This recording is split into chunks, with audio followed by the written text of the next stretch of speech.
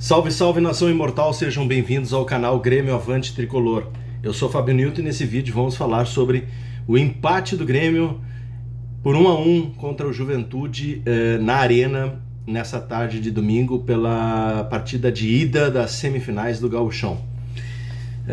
Pessoal, o Grêmio mais uma vez não consegue manter um desempenho, não consegue, o trabalho do treinador não consegue dar sequência, não consegue seguir, não consegue evoluir.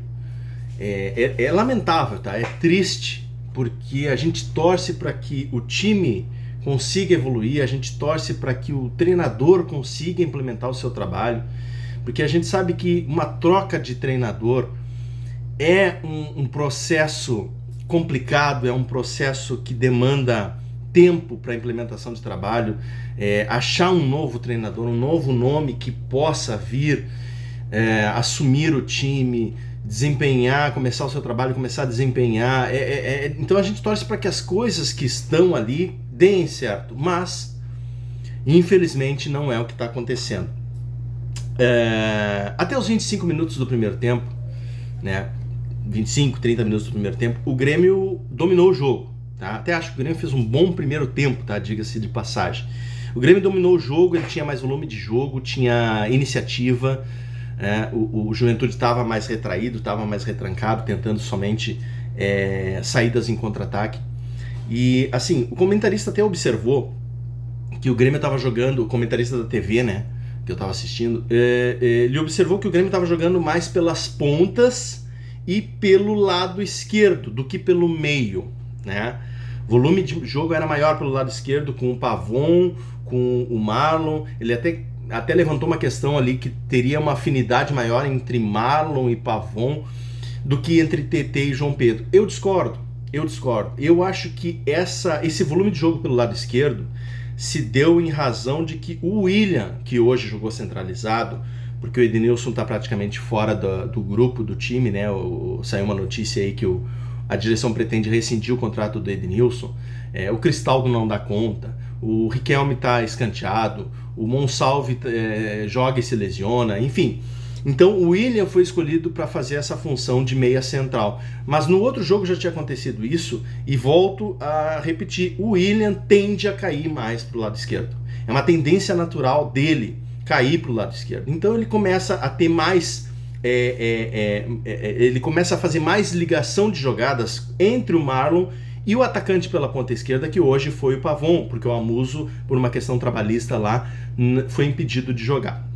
Então, assim, o lado direito acaba ficando carente. O lado direito com TT e João Pedro ficam muito distantes, não tem ninguém que aproxime para fazer a jogada com eles. Não estou dizendo que o William jogou mal, não, mas a questão do William jogar centralizado, né, na função centralizada, ele cai para o lado esquerdo e acaba o Grêmio ficando torto, né? Um time torto para o lado esquerdo, e as jogadas acabam saindo mais para o lado esquerdo, pelo lado esquerdo. Tanto que aos 36 minutos do primeiro tempo, um cruzamento da esquerda do William, né? Encontra o TT entrando na área, que cabeceou bem no canto e acabou abrindo o marcador, abrindo o placar para o Grêmio. Por que aconteceu essa jogada? Por que aconteceu esse gol? Porque, como eu disse, o William jogando mais pela esquerda, ele força, né? O Carlos Vinícius, como tá vendo que a bola tá mais para aquele lado, o Carlos Vinícius sai da área para tentar se aproximar para fazer uma jogada, e o TT, vendo que a bola não chega lá pelo lado direito, entrou na área para tentar, dar uma opção para aparecer, para tentar fazer alguma coisa para que a bola chegasse nele, e foi o que aconteceu. Cruzamento, bola, cabeceio do TT. Até acho que era uma bola defensável, tá? Eu acredito que não foi um cabeceio forte, mas foi bem no canto, mas eu acho que era defensável pela câmera traseira do gol, dava para ver que o goleiro até chegou nela, mas não conseguiu desviar, e ali o Grêmio abre o marcador.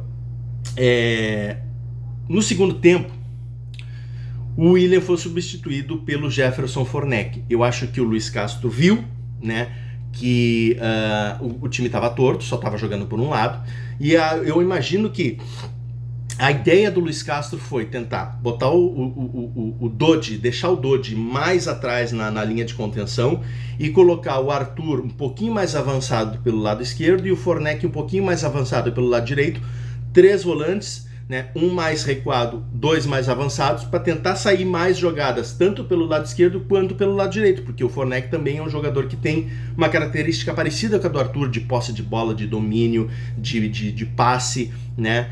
E a ideia, creio eu, foi essa, só que infelizmente não rendeu o resultado, né? O Juventude ele acabou equilibrando o jogo no segundo tempo. O Grêmio voltou mal para o segundo tempo. O primeiro tempo foi bom, mas o segundo tempo o Grêmio voltou não muito bem, tá? Aos 11 minutos, uma bola enfiada entre o João Pedro e o TT. O cara entrou dentro da área, chutou na cara do Everton ali e chutou forte, sem chance, né, na minha opinião, sem chance de defesa. Até poderia defender, mas eu acho que foi um chute muito forte, alto. O Everton fechou o ângulo, mas a bola foi muito forte. Um belo chute do cara do Juventude ali, Patrick, se eu não me engano, que acabou empatando o jogo aos 11 minutos do segundo tempo. Eu acho, né, na minha observação, que olhando a jogada, olhando tudo, o Luiz Castro ele já tinha chamado o Gabriel Mack para entrar no jogo. E pela análise do lance, o João Pedro ele estava mais para dentro e o TT já tinha voltado mais, já tinha recuado mais para tentar fazer uma cobertura. Eu acho que o João Pedro já tinha sentido algo e já tinha pedido essa substituição pro Luiz Castro. Então o João Pedro não conseguiu correr no lance do gol de empate do Juventude. Ele nitidamente não consegue correr. E na sequência, o Gabriel Mack já tinha sido chamado, na sequência sai o João Pedro, entra o Gabriel Mack na ponta esquerda, e o Pavon, que estava na esquerda, foi lá para a lateral direita. Eu acho que essa substituição já iria ocorrer, mas não deu tempo e acabou o Juventude atacando por aquele lado e fazendo o gol de empate. O Juventude equilibrou o jogo no segundo tempo e criou chances de gol, poderia até ter passado na frente, tá? Tanto é que no primeiro tempo o Grêmio teve 10 chutes a gol, no segundo tempo, aos 30 minutos, o Grêmio tinha dado apenas 3 chutes no gol do Juventude, ou seja, foi realmente um declínio técnico do time do Grêmio. Isso me lembra que o que acontece? O Carlos Vinícius, que é um excelente centroavante, não teve muitas chances de gol, tá? Teve poucas chances de gol. Isso me lembra o Matheus Dávila, do canal A Dupla. Num dos vídeos dele, ele disse assim, empolgado com o desempenho do Carlos Vinícius, ele disse que nós tínhamos um centroavante que resolvia sozinho. Eu discordo, tá? Isso não é verdade. Porque o Carlos Vinícius é sim um excelente centroavante, é um matador, é um artilheiro, é um goleador, só que a bola precisa chegar nele. Ele não resolve sozinho, ele definitivamente não é um Suárez. Esse sim, Suárez, resolvia sozinho. Vinha, buscava o jogo, driblava, armava o time, né? O Carlos Vinícius não. O Carlos Vinícius, a bola precisa chegar nele para que ele possa definir, para que ele possa concluir, para que ele possa ter as chances de gol. Ou então ele fica dependendo de cruzamentos, de noites, de dias iluminados dos pontas ou dos laterais, para que cruzem corretamente, para que ele possa fazer os gols. E quando os pontas ou os laterais não estão nesses dias, ele realmente morre de fome. Então por isso que eu digo e bato nessa tecla, continuo batendo nessa tecla, que o Grêmio precisa de um camisa 10, um camisa 10 clássico, um camisa 10 articulador de jogadas, para que a bola possa chegar com mais qualidade, tanto nos pontas quanto no próprio Carlos Vinícius. Então assim, o jogo no segundo tempo realmente se declinou de qualidade para o time do Grêmio, né? E é interessante o seguinte, aí o Luiz Castro começou a colocar ali os meninos, né? O Gabriel Mack, o Jefferson Fornec, colocou enamorado para tentar alguma coisa diferente. E os comentaristas da rádio, que eu também estava escutando, são interessantes, né? Nos programas semanais, eles pedem a utilização de jogadores jovens, né? Mais utilização de mais jovens no time do Grêmio. Quando o treinador coloca esses jovens, aí eles dizem que são inexperientes, que está colocando os meninos na fogueira. Pô, não dá para entender. Não dá para entender o que é bom, o que tem que fazer então, né? Se não põe, tá queimando. Se põe, tá colocando na fogueira. Afinal, o que é para fazer então? Porque é fácil ficar criticando quando as coisas não dão certo, né? E elogiar quando as coisas dão certo. Não, tem que fazer uma análise um pouco mais coerente, né? Tem que ter uma opinião mais convincente das coisas, né? Porque senão fica complicado, né? Teve um lance ali no segundo tempo que o Gabriel Mack tentou fazer uma meia bicicleta, não deu, tá? Aí um dos comentaristas da rádio pegou e disse que não era um momento para ele tentar aquela jogada. Puxa, mas quando que é o momento então para tentar fazer uma jogada? Se ele acerta o chute, se ele acerta o lance, se ele faz um gol, ou não precisa nem fazer gol, se ele acerta o chute, eles vão elogiar, dizer que é um talento promissor, que tem recursos, que... Poxa... Aí como ele errou, como o zagueiro chegou e tirou a bola antes, aí não era o momento para ele fazer aquilo ali. Então assim, ó, às vezes incomoda um pouquinho esses tipos de comentários, tá? Seja da televisão, seja da rádio, porque eles analisam só o que eles estão vendo sem nenhuma uma perspectiva diferente. E se contradizem também, né? Se contradizem muito. Bom, gente, fim de jogo, 1-1, um resultado muito ruim. Eu não vou dizer resultado negativo porque não foi uma derrota, mas dentro da perspectiva de que vai ter um jogo de volta em Caxias, na casa do Juventude, eu acho que é um resultado realmente assim muito desfavorável para o Grêmio, principalmente porque saiu ganhando e jogando em casa. Então o Grêmio vai para um jogo que agora vai ser complicado, tá? Então nesse jogo hoje eu não consigo ver um destaque. Talvez o Arthur tenha sido o jogador que mais se destacou. O Willian no primeiro tempo jogou bem, apesar de ser torto pela esquerda, ele conseguiu contribuir mais. O Fornec tentou, mas assim, eu digo um jogador que no meu ponto de vista não foi bem, talvez tenha sido o pior do jogo, mais uma vez, o Vieri. Não é pegar no pé do menino, não é pegar no pé do menino. Até acho que é um jogador promissor que de repente possa ter algum desempenho, né, uma evolução. Mas, de novo, o Vieri, tá, assim, ele errava passes, dava passes enforcados, né, para os jogadores. Deu um passe enforcado pro Dodge ali no primeiro tempo, que o Dodge perdeu a bola, quase armou um contra-ataque do Juventude. Ele chegava seco e tomava dribles, tomou caneta no meio de campo. O Vieri realmente não estava legal, né? Então assim, se é para substituir Wagner Leonardo, que também jogou mal nos últimos jogos, então o Grêmio vai precisar contratar um zagueiro pro lado esquerdo, porque ou volta o Kahneman. Então assim, tem problemas a serem resolvidos, né? Eu acho que não adianta só colocar na conta do técnico. Claro que no final das contas tudo recai sobre o técnico, tá? Se os resultados não aparecerem, é o técnico que dança. Mas tem que se analisar, e tem que se observar, e tem que se enxergar que o Grêmio carece de peças importantes no grupo, tá? Assim, eu sinceramente acho que o Grêmio precisa de um lateral direito que possa ir até o fim do jogo. Que se o Marcos Rocha não tem condição física, se o João Pedro não tem condição física, precisa de um lateral direito que consiga iniciar e terminar a partida na mesma intensidade.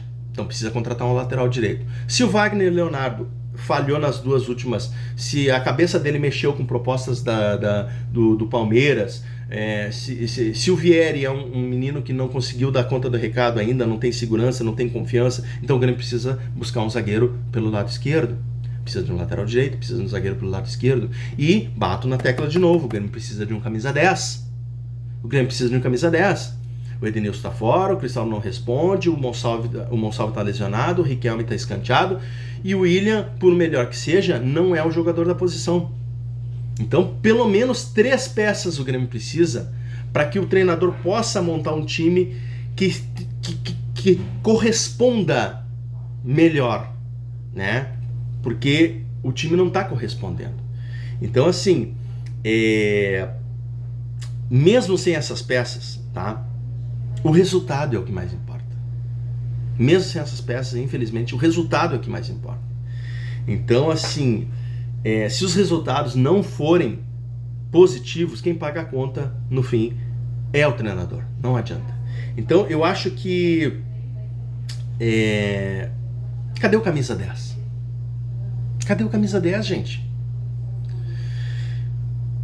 Tudo bem, não tem dinheiro para contratar um bambambam, então tenta contratar um camisa 10 que não seja tão assim midiático, mas que seja de qualidade, que seja bom. O Remo, fiquei sabendo dessa semana, o Remo, não desprezando o Remo, tá? Mas a gente sabe quem tem mais recurso financeiro e quem não tem. O Remo, que voltou agora para a Série A depois de não sei quantos anos, contratou o Vitor Bueno.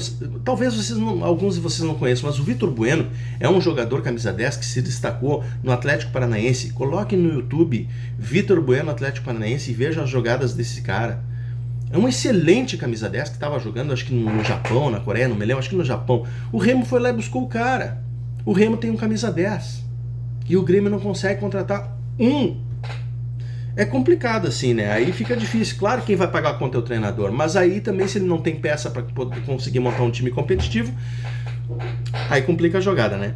Então, assim, ó, eu acho que a situação agora vai ficar a seguinte: se o Grêmio perder o próximo jogo para o Juventude, né, ou for desclassificado, porque se empatar vai para os pênaltis, se perder nos pênaltis está desclassificado, ou seja, se o Grêmio não chegar nas finais do Gauchão, aí o que vai acontecer? Se ele, mesmo não chegando nas finais do Gauchão, mas vencer o Atlético Mineiro na próxima rodada do Brasileirão em casa, eu acho que o trabalho do treinador segue, e aí o parâmetro vai ser o Brasileirão, né? Se ele ficar nessa de ganha em casa, empata fora, ganha em casa, perde fora, perde uma em casa, depois ganha uma fora, aí ficar nesse meio de tabela ali, o trabalho do treinador segue até o fim.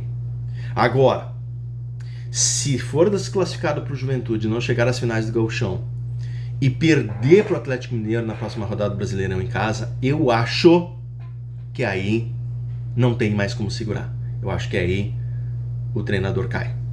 Não estou pedindo, eu estou fazendo uma análise do contexto da situação. É o que eu acho. Eu acho que se, vamos dizer assim, perder para o Juventude e perder para o Atlético Mineiro, o treinador cai. Se perder para o Juventude e ganhar do Atlético Mineiro, segue o trabalho. Porque Gauchão não é parâmetro para nada, embora seja importante para alguns, não é parâmetro para nada. O parâmetro é o brasileiro. Agora, se ganhar dos dois, segue em frente. Se ganhar do Juventude e ir para a final do Gauchão, e mesmo perdendo para o Galo em casa, tem a final do Gauchão. Vão esperar as finais do Gauchão para ver o que vai acontecer. Então não tem como cravar que o trabalho vai ser interrompido, nem que o trabalho vai continuar. Não tem como garantir ou dizer que o trabalho tem que continuar, nem que o trabalho tem que ser interrompido. As coisas vão acontecer conforme os resultados vão aparecendo. Só que é o resultado o grande definidor do que vai acontecer nas próximas semanas, nos próximos dias da temporada para o Grêmio. Tá? Então é isso que eu acho que vai, na minha visão, acontecer. Se perder para o Juventude, mas ganhar do Galo, segue o baile. Se perder para o Juventude, perder para o Galo, já era. Se ganhar do Juventude e perder para o Galo, segue o baile, porque daí vão esperar a final do Gauchão para ver. Daqui a pouco ganha o Gauchão, e aí? Né? Mas se ganhar dos dois, o resultado é o que vale, e aí segue em frente. Então, temos que esperar, temos que aguardar para ver o que vai acontecer. Tem 2 volantes aí da argentinos para estrear, né, no Brasileiro. Então, assim, mas eu acho ainda que o Grêmio precisa de um camisa 10. Ainda parece chato ser insistente nessa pegada aí, mas a grande carência do Grêmio é criatividade no meio-campo, e não adianta só jogar em cima do Arthur. O Grêmio precisa de um camisa 10. Senão vai ficar bem difícil, seja com o Luiz Castro ou seja com qualquer outro treinador que venha assumir, se ele de fato for demitido. Bom, pessoal, é isso por hoje. Se vocês estão gostando dos vídeos do canal, peço para vocês se inscreverem, compartilharem os vídeos, deixar seu like e comentem aí o que vocês acharam do jogo de hoje, quem vocês acham que jogou pior, quem vocês acham que jogou melhor. É difícil, hoje ficou difícil mesmo de fazer análise dos jogadores, tá? Porque realmente nenhum se destacou positivamente, teve muitos que se destacaram negativamente. Então, assim, é complicado, tá? Bom, por hoje é isso. Até o próximo vídeo. Valeu, fui.